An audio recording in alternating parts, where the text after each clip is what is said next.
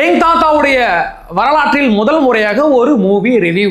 ஜனநாயகன் படத்துடைய movie review பார்க்க போறோம் வச்சுக்கலாம். நம்ம பெருசா மூவி ரிவ்யூலாம் பண்ணது கிடையாது. முழு சட்டை மாற கணக்கா உட்காந்துக்கிட்டு தலையை ஆட்டிக்கிட்டு பேசணுது இல்லைன்னு வச்சுக்கலாம்.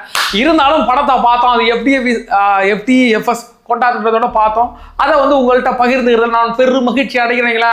படம் தெரியுதுங்களா, ராவணா மவன்டா எங்களை தொட ஐயவன்டா போடா போட்டு திமுக போலடா அப்படின்ட்டு எங்க பசங்க ஒரே மஜாவா இருக்கிறானுங்க. உள்ள போய் பார்த்தா எல்லா அணில் குரூப்பு இந்த படத்தை ஆல்ரெடி பார்த்துட்டானுங்கன்னு நமக்கு எல்லாருக்குமே தெரிஞ்சுங்களேன். ஏதோ ஃபர்ஸ்ட் டைம் பார்க்குற மாதிரியே சத்தத்தோட கொண்டாட்டத்தோட எப்பா கத்துல அதில் நான் ஒரு ஆள் தான் ஆமையாட்டம் ஒளிஞ்சிருந்தது, பாக்கெல்லாம் அணிலாட்டம் கத்திக்கிட்டாங்களே. படம் செம வைபா இருந்துச்சு. அது என்னென்ன அப்படிங்கிறத விரிவாக பார்க்கலாம். வாங்க வீடியோ போகலாம். நானுங்கள் ஏன் தாத்தா.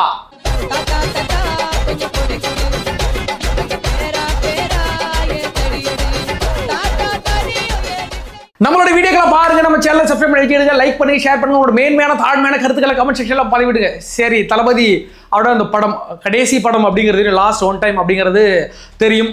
இன்னைக்கு பயங்கரமா கூட்டம் கட்டி ஏறிக்கிட்டு இருக்காங்க. நம்ம புழு சட்டை மாறாங்க கணக்கா சொல்லணும்னா கூட்டம் கட்டி ஏறிக்கிட்டு இருக்காங்க. படம் 3 மாசத்துக்கு முன்னாடி வெளியானாலும் இன்னைக்கு ஹவுஸ்ஃபுல், எல்லா இடங்களையும் ஹவுஸ்ஃபுல். டிக்கெட்டு கிடைக்கல அப்படிங்கிறத மிகப்பெரிய வருத்தம் பல பேருக்கு. கடைசி சில பேர் போய் பார்த்தாங்க. அந்த கொண்டாட்டங்கள்லாம் நம்ம பார்த்துக்கிட்டு இருக்கோம் அப்படிங்கிறது தெரியும். அந்த படம் ஸ்டார்ட் ஆன உடனே பார்க்குறோம். அந்த ஒரு ஷாட் ஒன்று வச்சுருக்கிறாங்கன்னா செம்மையான ஷாட்டு. அந்த ஷாட்டை நிழல்கள் ரவி தான் முதல்ல வராப்பல. ஒரு ஊருக்குள்ளே யாருமே ஓட்டு போட போகலை, யாரோ தடுத்துன்னு இருக்கிறாங்கன்னு வச்சுக்கலாம். ஓட்டு போட விடாமல் எப்படி MK ஸ்டாலின் சென்னையில் வச்சு நம்ம பசங்களை தடுத்து பஸ் விடாமல் தடுத்தாங்களோ அதே மாதிரி யாரோ தடுத்துட்டு இருக்கிறானுங்க. அங்கேருந்து நிழல்கள் ரவி போயிட்டு நான் உங்களுக்கு ஒரு கதை ஒன்று சொல்ல போகிறேன், ஒரு சரித்திரத்தோட கதை ஒன்று சொல்ல போகிறேன், அவரை நீங்கள் மனசில் நினச்சிட்டா நீங்கள் போய் ஓட்டு போட்டுருவீங்க அப்படின்ட்டு அந்த கதை ஒன்று ஆரம்பிக்குது. அப்படியே அந்த நம்ம நிழல்கள் ரவி இருக்கிறாப்புல இல்லை, நம்ம ஏற்கனவே இந்த கேஜிஏ படத்தில் அவர் தான் ஒரு பில்டப் சீன் ஒன்று கொடுப்பாரு, அதே மாதிரி கொடுக்குறாப்புல. அவர் யார் தெரியுமா, அவரை மட்டும் நீங்கள் மனசில் நினச்சிங்கன்னா அப்படி ஆரம்பிக்க அவங்க குறுக்க மட்டும் போயிடாதீங்க சார் அப்படிங்கிற மாதிரி அப்படியே ஸ்டார்ட் ஆகுது. தலைவன் நேராக எங்கே காமிக்கிறாங்கன்னா ஒரு ஜெயிலை ஒன்று காமிக்கிறாங்க. ஜெயிலுக்குள்ள ஒரு குரூப் ஒன்று, பெரிய குரூப் ஒன்று அடிக்க விட்டு துரத்துறானுங்க. எனக்கு என்னமோ பார்த்தா எனக்கு என்னமோ நாம் தமிழ் கட்சி சீமானுடைய ஆஃபீஸில் வச்சு எடுத்து போய் அந்த அளவுக்கு தான் இருக்குது அந்த ஜெயில. ஒரே எவனை பார்த்தாலும் சைக்கத்தரமாக ஜோம்பி கணக்கு அடிக்க விட்டு துரத்திட்டு இருக்காங்க. அங்கே இருந்து வராப்பல தளபதி அடிச்சு பறக்க விடுறாப்பல. அடியில சட்டை பறக்குது, கட்டை தெரியுது, அந்த அளவுக்கு இருக்குது. சேகர் பாபு மாதிரி ஒரு ஆள் வராப்பல, காலை விரிச்சுட்டு ஒரு எத்தனாப்பல பாருங்க, கிறுக்குன்னு வாய் வந்துச்சு பல்லு. அப்படியே மஜாவா அந்த சீன் ஓப்பன் ஆகி அப்படியே அங்கதான் டைட்டில் கார்டு வைக்கிறாங்க. இந்த டைட்டில் கார்டில் பார்த்தீங்கன்னா பக்கத்தில் ஒரு ஷாட் ஒன்று வச்சுருக்காங்க பாருங்க. அப்பா அருமையாக இருக்குது. எம்ஜிஆர் நிற்கிறாப்பெல்லாம் கீழே நெருப்பு பெருக்கிட்டு இருக்கு, தளபதி அங்கே வந்து குஜிலி பஸ்ட் பண்ணிட்டு இருக்காரு ஒரு ஆள் அப்படிங்கிறத அந்த ஷாட்டு முடியுது. அதுக்கு பிறகு பார்த்தீங்கன்னா அப்படியே ஃபுல்லாக கதையை சொன்னோம்னா உங்களுக்கு போர் அடிக்கும் அப்படிங்கிறதுனால இதன் மூலமாக கௌதம் வாசுதேவ மேனன் அங்கதான் அவர் ஒரு சிறைத்துறை அதிகாரியாக இருக்கிறாரு. அவருடைய நட்பு தளபதி விஜய் அவர்களுக்கு கிடைக்குது. அந்த குழந்தைய அந்த குழந்தைக்கு ஒரு பிரச்சனை இருக்கு. அந்த பொண்ணு அந்த குழந்தைய போத அப்படின்ட்டு அன்பி மகேஷ் மாதிரி ஏதாச்சும் ஒரு ஆக்டிங் போட்டுட்டு இருக்கலாம். அதுக்கு ஏதோ பிரச்சனை இருக்குது. அந்த குழந்தைய அப்படியே விட்டுட்டு போறதுக்கு மனசு கிடையாது யாருக்கு, நம்மளுடைய தளபதிக்கு. நேரடியாக கௌதம் வாசுதேவ மேனன் வீட்டில் நேராக போய் தளபதி போறாரு, நான் அந்த குழந்தைய பார்த்துக்கிறேன்னு சொல்றாரு. மறுபடியும் போறாரு கௌதம் வாசுதேவ மேனன், ஒரு லாரி அடிபட்டு செத்து போயிறாரு. அதுக்கு பிறகு அந்த குழந்தைய வளர்க்க வேண்டிய கட்டா யாருக்கு வருதுன்னா நம்ம தளபதி விஜய்க்கு வந்துருது. அந்த குழந்தைய ரொம்ப அன்பா பாசமா வளர்க்குறாரு தளபதி. அப்புறம் ஒரு பாட்டு ஒன்று ஓடுது. அந்த பாட்டுல இப்படி 2 பேரும் அந்த சின்ன குழந்தையும் தளபதி விஜய் இப்படி பண்றாங்க. டக்குன்னு எடுக்கும்போது 2 பேரும் பெருசாயிடுறாங்க. இந்த படம் பாத்தீங்கன்னா உயிருள்ள ஒருவா ரஜினியோட படத்து பேர் என்ன ஒரு படம் ஒன்று பழைய படம், அந்த படத்துல உள்ள சீனை அப்படியே காப்பி எடுத்து வச்சிருக்கிறாங்க. அங்கே ஒரு சக்கரை சுத்தம் டக்குன்னு பார்த்தா ரஜினி பெரிய ஆளாயிடும்ல, அதே மாதிரி ஒரு சீன் ஒன்று வச்சுருக்கீங்களா. பட் சூப்பராக இருந்துச்சு. அதுக்கு பிறகு அந்த குழந்தை வளர்ந்து மமிதா பேஜுன்னு தெரியல, அந்த குழந்தை வளருது. சாதாரண சுட்டித்தனமாக இருந்த அந்த குழந்தை இப்படி பெரிய ஒரு இழவு கூட்டுங்கிறது கடைசி வரைக்கும் தெரியும். இப்படி ஒரு குழந்தை இருந்தால் கடைசி வரைக்கும் இந்த குழந்தை இழவு கூட்டிகிட்டே இருக்கும் நம்ம தளபதிக்கு அப்படிங்கிறது தெரியும். அது மாதிரி கடைசி வரைக்கும் ஒரு பிரச்சனைனா தளபதி காப்பாற்றுறாரு, அந்த பொண்ணை ஒரு பிரச்சனையை இழுத்துவிடும். இப்படியே தளபதி போயினே இருக்கிறாப்புல. அப்புறம் கடைசி கட்டத்தில் அந்த பொண்ணு ஒரு கஞ்சா குடிக்கு பையன் மாதிரி ஒரு பையனை லவ் பண்ணிட்டு இருக்கு. யாரு, இந்த விஜய் வளர்க்குற அந்த குழந்தை ஒரு கஞ்சா குடிக்கு பையனை லவ் பண்ணிட்டு இருக்கு. ஒரு நேரத்தில் பொண்ணு கேட்க வரன்ட்டு திட்டி போடுவாங்க நம்மளுடைய தளபதி அந்த பொண்ணு ஒரு மாதிரியே திட்டி போடுவாங்க. தளபதி டான்ஸ் ஆகிட்டு வெளில படம் யோக்கிய பேரனை அடிச்சு வெட்டும் போது அந்த பொண்ணு உடனே கடுப்பாயி, சித்தா ஹூ ஆர் யூ, என்ன ஃப்ரீயா இருக்க விடு சித்தா. அவரு சித்தாவுக்கு சித்தானா அந்த விஜய் அவருக்கு என்னன்னா அந்த பொண்ணை எப்படியாவது நம்ம ஒரு ஆர்மி ஆஃபீஸர் ஆக்கிடணும்ட்டு சாகும் போது இந்த கிழமை அவன் செத்து போனான். நம்ம பேர்னா கௌதம் வாசுதேவ மேனன். அவர் சத்தியம் பண்ணிட்டு செத்துருப்பாப்ல, என் பொண்ணை நீ ஆர்மி ஆஃபீஸர் ஆக்கிவிடுன்னு சத்தியம் பண்ணிட்டு செத்துப்பாப்ல. அதை நிறைவேற்றுறதுக்கு அந்த மனுஷன் அவ்வளோ பாடுபட்டு இருப்பாப்ல. இந்த மூதேவி என்ன பண்ணுதுன்னா ஒரு கஞ்சா குடிக்கு பேரை சுற்றிக்கிட்டு நான் அவனா கல்யாணம் பண்ணிக்க போறேன் அப்படின்னு அந்த பொண்ணு ஆகுது. நான் அவனை தான் கல்யாணம் பண்ணிக்க போறேன், என்ன கல்யாணம் பண்ணிட்டு ஃப்ரீயா இருக்க விடு, இந்த காலத்தில் ஒரு பொண்ணு வந்து முன்னேறி பெருசாக போகணும், அதுக்கு கை கொடுத்து தூக்குறது ஒரு சித்தா இருக்கிறா போல.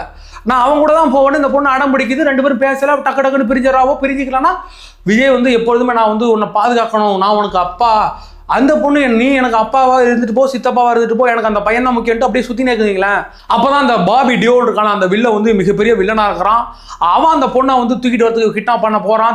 தலைவன் போறாப்பல, மறுபடியும் இந்த நியூஸ் கிடைச்ச போறாப்பல ஒரு பெரிய அந்த ஃபேக்டரியில வச்சு மமிதா பேஜை போட்டு அட்டுன்னு அடிச்சுக்கிறானுங்க. தலைவன் என்ட்ரி ஆறாப்பல அப்படியே என்ட்ரி ஆகிட்டு இருக்குது. ராவண மவன்டா, இனிமே நாங்க இங்க தான்டா அடிச்சு முன்னா ஓட கூட போறோம்டா, திமுக பாரா அயோக்கிய பாயிரோடா அப்படிங்கிற அடிச்சு செம்ம சாங் ஒன்று வச்சுக்கிட்டு தலைவன் அடிச்சு பறக்க வராப்பல மாசா இருக்குது.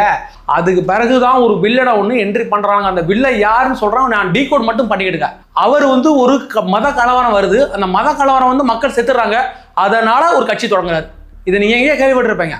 இலங்கையில ஈழ மக்கள் செத்துட்டாங்க, அதனால நான் கட்சி ஆரம்பிக்கிறேன்னா ஒருத்த ஆரம்பிச்சாப்பில்ல, அதே மாதிரி ஒரு டீகோடு.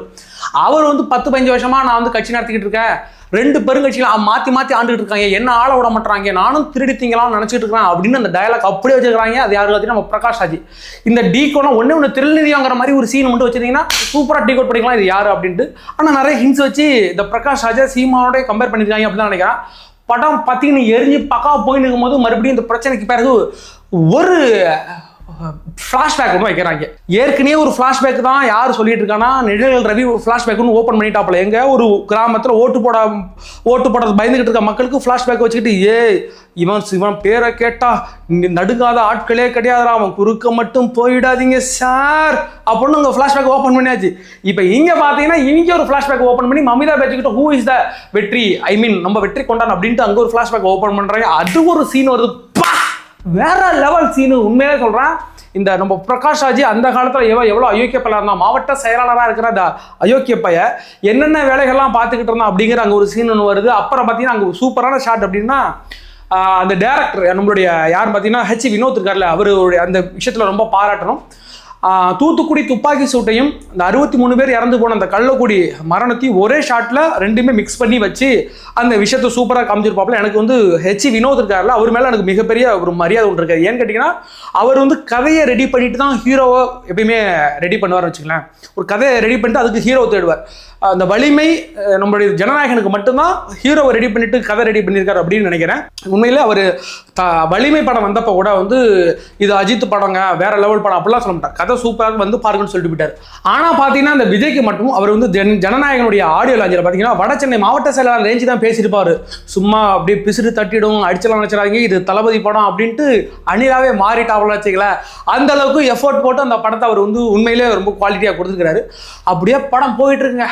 படம் ஒரு அளவுக்கு மேலே பிச்சுக்கிட்டு போக ஆரம்பிச்சுட்டு, இது வந்து ஒரு எப்படி சொல்றதுன்னா தளபதியோட கடைசி படம். எந்த அளவுக்கு கூஸ் பம்ப்ஸ் கொடுக்கணும், எந்த அளவுக்கு தளபதியை மென்ஷன் பண்ணி, ஐ மீன் அவர் வர சீன்லாம் எப்படி ஃப்ரேம் பை ஃப்ரேமாக செம சூப்பராக பசங்க என்ஜாய் பண்ணுற மாதிரி கடைசி இத்தனை வருஷம் தெரியும் 33 வருஷம் உழைச்ச மனுஷன், அவருக்கு ஒரு ஃபேர்வெலான படமாக இது நிறைய மாஸ் சீன்களை கொடுத்துருக்கு. என்ன ஒரு பிரச்சனைனா, சில டயலாக் வந்து ரொம்ப ஓவராகவும் இது வரைக்கும் தளபதி யூஸ் பண்ணாத மாதிரியான ஒரு நிறைய டயலாக்ஸ் வருது. இந்த அதான் இந்த படம் முழுக்க நம்ம இவன் குறுக்க மட்டும் போயிடாதீங்க சார், ஐ டோன்ட் கேர், அதெல்லாம் வந்து பாளையாட்டை எழுதி கொடுத்தாலே கிழிச்சு போட்டுருவாரு பொருக்கு. அதை மாதிரியான டயலாக் கொண்டாந்து இடையில சொறி விட்டான்னு வைங்களேன், அதெல்லாம் கொஞ்சம் ஒட்டமாக தான் இருக்குது. படத்தில் அங்கங்கன்னு கிடையாது, படம் முழுக்க முழுக்க எங்கே பார்த்தீங்கன்னா நிறைய பொலிட்டிக்கலை பேசிக்கிட்டே இருக்குது. சொல்லப்போனால் திமுக அட்டாக் பண்ணி பேசிக்கிட்டே இருக்குது. இந்த பாபி டியோலும் தகரான், அவனுக்கு வந்து ஸ்டாலின் கட்டை போட்ட மாதிரியே இருக்குது. அந்த அளவுக்கு கொடூரமான வில்லன் நினைக்காதீங்க, தத்தியா இருக்கிறான். ஒரு ஹீரோவை எப்படி அட்டாக் பண்ணணும்னு தெரியாம எங்கேயோ இது ஏரோப்ளேன் விடுறானா, கீழே இருந்து ஒன்று வருது, இதுல போக மதங்கோரி தூக்கிட்டு நடிச்சிருக்கிறாங்க. மதங்கோரி என்னன்னா வேற லெவல் மதங்கோரி பண்ணிவிட்டாப்பா. திடீர்னு கம்ப்யூட்டர் பண்றாப்புல, திடீர்னு கோட்டு போட்டுட்டு துப்பாக்கி வச்சுட்டு சுட்டுட்டு இருக்கிறாப்புல. யார் அந்த பையன், ஐடி ஸ்டூடெண்ட்ன்றாங்க, மறுபடியும் கோட்டு சுட்டுலாம் போட்டுட்டு டும் டும் டும் டும் சுட்டுட்டு இருக்கிறாப்புலங்களா. அது செம்ம மாசா பண்ணிட்டு இருக்காப்புல. நம்ம மதங்கோரிக்கு இந்த இடத்துல நல்லா சான்ஸ் கிடைச்சிருக்கு. அந்த இடத்துல வாழ்த்துக்கள், பாராட்ட வேண்டிய விஷயம்.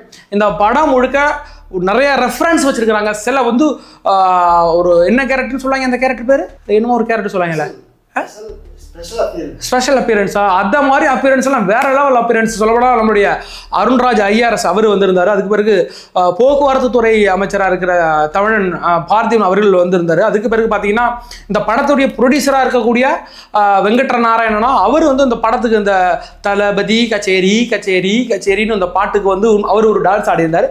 அதுக்கு பிறகு இதில் மிக முக்கியமாக பார்க்க வேண்டிய பார்த்தீங்கன்னா நம்மளுடைய மீன்வளத்துறை அமைச்சராக ஸ்ரீநாத் வந்திருந்தாரு. அதுக்கு பிறகு ஒரு ஸ்பெஷல் அப்பியரன்ஸ் ஒன்று வந்திருந்தாப்பா. யார் பார்த்தீங்கன்னா நம்ம புஷியான வந்துக்கிறாப்பா, சம மாசாகிற கழுத்துல துண்டு போட்டு மொத்தம் நாங்கள் 84 பேர் வந்துக்கிறோம், உங்களை இட்டுன்னு போயிட்டு இட்டுன்னு வரதுக்குள்ள எங்களுக்கு டைம் இல்லை, எல்லாம் வந்து கிளம்பி வந்துருங்கன்ட்டு சம மாசம் பேசியிருக்காப்புல. இந்த இடத்துல நிறைய பேர் உள்ள கொண்டாடிக்கிட்டு இருக்காங்க. இன்னொரு ஒரு 10 எம்எல்ஏக்களை உள்ள இறக்கிட்டு இருந்ததுன்னா இது தமிழக வெற்றி கழகத்தோட படமாக வந்திருக்கும். அந்த அளவுக்கு நம்மளுடைய ரெஃபரன்ஸ் நிறையா இருந்துச்சு. கடைசியில் தளபதி சொல்ற அந்த பிறப்புக்கும் எல்லா உயிருக்கும் என்ற அது மாதிரி வார்த்தைகள் அதெல்லாமே நல்லா இருந்துச்சு. கடைசியில் 3 தடிமாட்டு பசங்க வந்து என்ட்ரி எடுக்கிற மாதிரி 3 தடிமாட்டு பசங்க வந்திருந்தாங்க. யாரான்னு பார்த்தீங்கன்னா லோகேஷ் கனகராஜ், அதுக்கு பிறகு பார்த்தீங்கன்னா நம்மளுடைய அட்லி, அதுக்கு பிறகு நெல்சன். இந்த 3 தடிமாட்டு படம் எவனாச்சும் ஒருத்தன் காலில் கையில் விழுந்திருந்து நான் பண்ணியிருந்தேன். எனக்கு தெரிஞ்சு அட்லி இந்த ஒரு கடைசி படத்தை பண்ணியிருந்தா சீன் பை சீன் செம்ம கூஸ்பம்ஸாக அந்த மனுஷன் பண்ணிருப்பாப்புல. எதுக்கு தளபதி வந்து அந்த கேசரியை வந்து ஒத்துக்கிட்டார் அப்படிங்கிறது இல்லை. பரவாயில்ல, இந்த கேசரி இருந்தாலும் நம்ம பார்க்குற மாதிரி என்ஜாய் பண்ணுற மாதிரி அந்த படம் இருந்துச்சானா உண்மையிலே இருந்துச்சு. கேசரியை நல்லா பொடி மாசெல்லாம் தூவி நெய்யெல்லாம் விட்டு சூப்பராக சமைச்சு வச்சிருக்கிறாங்க. நம்ம பசங்க 3 வேளையும் நான் அதே சாப்பிட்றேன், அந்த கேசரியே சாப்பிட்றேன்ட்டு சாப்பிட்டுட்டு இருக்காங்க. நான் ஆல்ரெடி சாப்பிட்டு வந்துட்டேன், சூப்பராக இருக்குது, நமங்குது அப்படின்னு எச்சி ஊறிட்டு இருக்கு. அந்த அளவுக்கு படம் உண்மையிலே கூஸ்பம்ஸாக இருக்குது. ஒரு 10 நிமிஷம் கொஞ்சம் முன்ன பின்ன இருக்கிற மாதிரி இருக்கு, என்னடா அப்படின்ட்டு பார்த்தாலும் அதற்கு பிறகு படம் சீக்வன்ஸாக நல்லா போயிட்டே இருக்கு. அது போக பார்த்தீங்கன்னா இந்த படத்தில் வந்து இந்த ஃபைட் சீன்ஸ் எல்லாமே அல்டிமேட்டாக இருந்துச்சு. உண்மையில் அந்த ஒவ்வொரு வாட்டியும் தளபதி வரும்போது, தலைவர் வரும்போது அவருடைய இந்த ஃபேஸ் எக்ஸ்பிரஷன்லேருந்து அந்த கோவம் கொப்பளிக்கிற மாதிரி அது ஒரு சீன். எனக்கு வந்து ஏவா வேலை சிங்கப்பூர்லேருந்து டேரெக்டாக வரும்போது ஹீன்னு பல்லு அடிச்சா சப்புன்னு அரையணும், அதே மாதிரி ஒருத்தன் பிடிச்சா அரை டப்புன்னு கீழே படுத்தாம இருக்கா. அந்த மாதிரி சீன் எல்லாமே சூப்பராக இருந்துச்சு. அதுக்கு பிறகு மியூசிக் சொல்லணும், தெரிக்குது அந்த ராவன் மவன்டா, இதுக்கு பிறகு நாங்கள் தாண்டா, உன்னால் என்னடா பண்ண முடியும் குவான்ட்டு தலைவன் வர்ற ஒவ்வொரு சாங்குமே சரி. அது நம்ம பார்த்தீங்கன்னா நம்ம இந்த கலாநிதி மாறனுடைய மர்மம் அனிருத் மியூசிக் போட்டுக்கிறாப்பல தரமாக இருக்குது, எல்லாமே தரமாக இருக்குது. இதில் வந்து ஸ்பெஷல் அப்பியரன்ஸாக நிறைய கேரக்டர் நடிச்சிருக்காங்க. இந்த பூஜா ஹெக்டேன்னு ஒன்று நடிச்சிருக்காரு. என்ன எதுக்கு தான் நடிச்சுக்கிட்டே தெரில, சும்மா சீமான் மாதிரி அப்போ வந்துட்டு அங்கே நிற்கிது ஜவுக்குது, மைக் பிடிச்சிட்டு பேசுது, நான் ரிப்போர்ட்டு தான் ஆகுது, அப்புறம் போயிடுது. சும்மா உப்புக்கு சாப்பானே வச்சிருக்காங்களேன். அந்த கேரக்டர்லாம் தேவை கிடையாது. தமிழ்நாட்டுக்கு சீமான் இப்படி தேவையில்லையா, அது மாதிரி அந்த பூஜா ஹெக்டே அந்த படத்துக்கே தேவையில்லை. அது இல்லைனாலும் ஒன்றும் பெருசாக ஒன்றும் வந்துட போகிறது கிடையாது. அப்படியான அந்த சீன் இருந்துச்சு. அதுக்கு போக ரேவதி அவர்கள் நடிச்சிருந்தாங்க. இன்னும் சின்ன நிறைய கேரக்டர். அந்த குழந்தை ஒன்று நடிச்சிருச்சு, அதை பார்க்க எனக்கு வந்து குழந்தைகள் ரொம்ப பிடிக்கும். அந்த குழந்தை பார்த்தா எனக்கு பிடிக்கவே இல்லை. அதுலேருந்து பண்ணும் போதெல்லாம் வந்து எனக்கு ஓவர் ஆக்டிவாக இருக்கிற மாதிரி இருந்துச்சு. எனக்கு அது பண்ணும்போது கூட பரவாயில்ல, அது படத்தில் உள்ள ஒரு சீன் தானே. இந்த அதுக்கு வரைக்கும் நம்ம மம்மிதா பேஜ் பண்ணிச்சு வருங்க, இந்த பல்ல வச்சுட்டு பண்ணும் போதெல்லாம் எனக்கு அப்படியே இந்த நம்ம கரு சம்பவத்தை போது நம்மளுடைய செந்தில் பாலாஜி மகேஷ் பாபுவும் நடிச்சாங்க. மகேஷ் பாபு கிடையாது ஒரு பேர், அட்மின் மகேஷ் சீன் போட்டாங்கல்ல, அதை ஞாபகப்படுத்துருச்சு. சின்ன மிஸ்டேக்ஸ் எல்லாம் இருந்துச்சுன்னா சின்னது இருந்துச்சு. இந்த டயலாக்லாம் பார்க்கும்போது எனக்கு கடுப்பாக இருந்துச்சுன்னா அப்படி டயலாக் வச்சிருக்கேன்ட்டு. உண்மையிலேயே தளபதிக்கு ஒரு கடைசி படம்னா இந்த அளவுக்கு ஒரு கூஸ்பம்ஸ் கொடுக்க முடியுமானா பரவாயில்ல. எனக்கு தெரிஞ்சு ஒரு அட்லி கொடுத்துருந்தா சீன் பை சீன் மொழி வச்சிருப்பேன். அவன் எங்கள் அண்ணனுக்கு நான் தாண்டா பண்ணுவான், என்னடா பண்ண முடியும் அப்படின்ட்டு எப்பவுமே தரமாக பண்ணுவான். அந்த பையன் விட்டுட்டு இவரை கொடுத்துருக்கிறான். இப்போ ஹெச் வினத்தும் கிடையாது, அவரால் அவருடைய அந்த லயன்லேருந்து தாண்டி வந்து இப்படி ஒரு படம் கொடுத்துருக்காரு. வலிமைக்கெல்லாம் கூட அந்த அளவுக்கு ஒரு இது கொடுக்கல. எங்கள் ஆளுக்கு மட்டும் உங்களுக்கு வச்சு விட்டு தளபதிக்கு கொடுக்கும்போது எனக்கு கடுப்பாக நினச்சிங்களா.